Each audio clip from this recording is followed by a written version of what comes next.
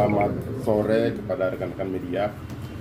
Bahwa hari ini kami sedikit mengupdate khusus perkara antara Rizal Gibran dan Sarah, yang mana perkara ini dimulai sejak tahun lalu 2023 sekitar bulan Februari.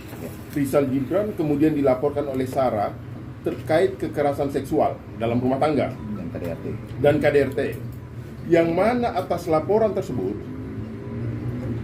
per tanggal 6 September tahun ini, bulan kemarin, di posisi September, 6 September, laporan tersebut telah di SP3-kan oleh pihak Polda Metro Jaya.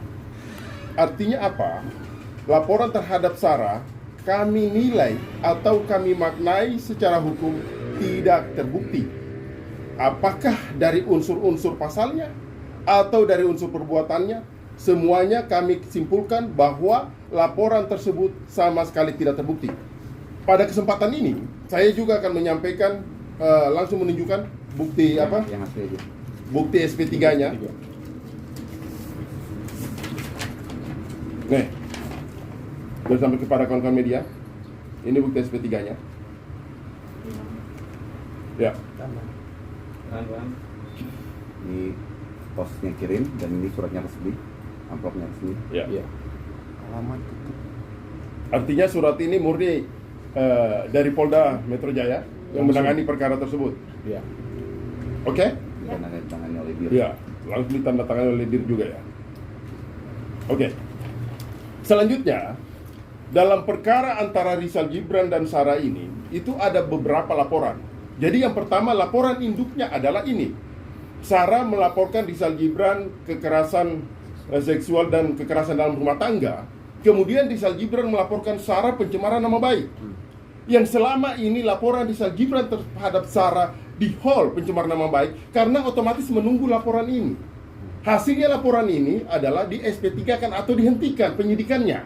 Oleh karena itu, karena laporannya dihentikan, maka sekarang ini secara hukum laporan Rizal Gibran terhadap Sarah pencemaran nama baik itu sangat terbuka peluang, sangat dilengkapi oleh bukti. Dengan adanya bukti SP3 ini semakin menunjukkan bahwa yang Rizal Gibran laporkan terhadap Sarah secara unsurnya harusnya terpenuhi.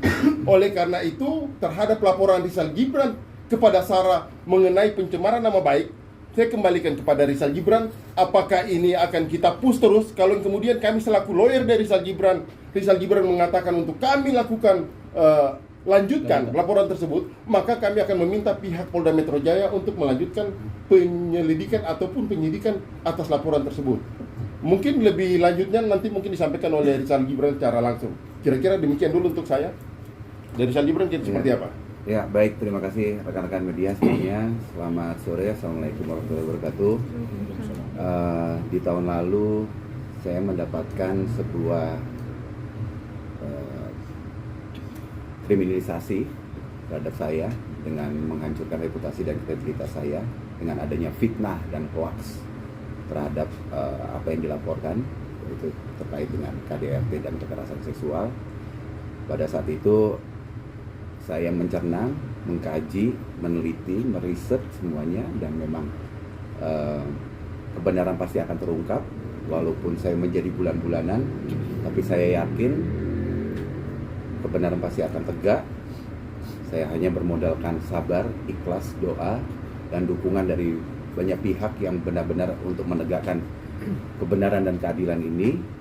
Nah, dengan ini artinya saya merasa berterima kasih kepada hadirat Allah Subhanahu wa taala, berterima kasih utama pada keluarga yang selalu mendukung, terima kasih kepada pengacara-pengacara sebelumnya ya, terutama yang paling spesial kepada almarhum Denny Lubis yang sampai akhir hayatnya saya menggontong mayatnya masuk ke liang kubur. Terima kasih untuk keluarga Denny Lubis.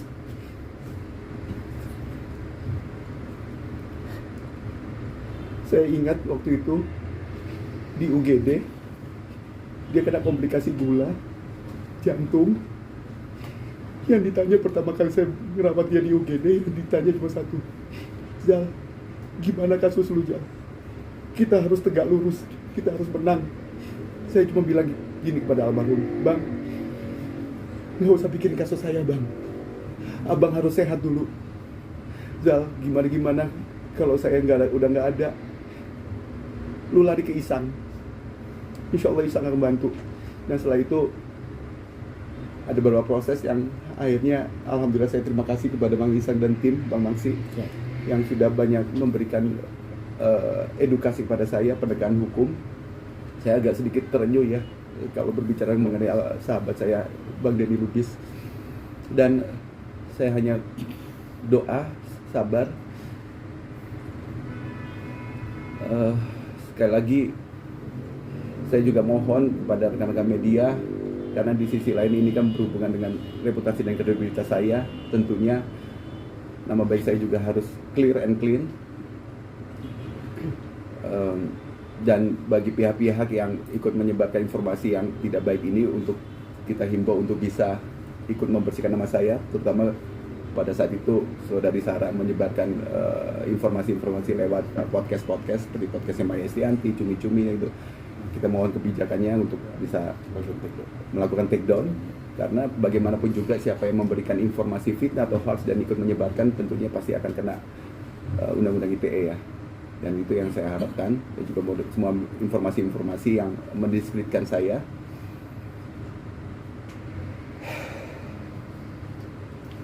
Saya kalau ngomongin almarhum Denny Lubis saya udah speechless, nggak bisa ngomong apa-apa. Ya kurang lebih seperti itu aja dulu teman-teman, nanti kita bisa lebih banyak tanya jawab aja.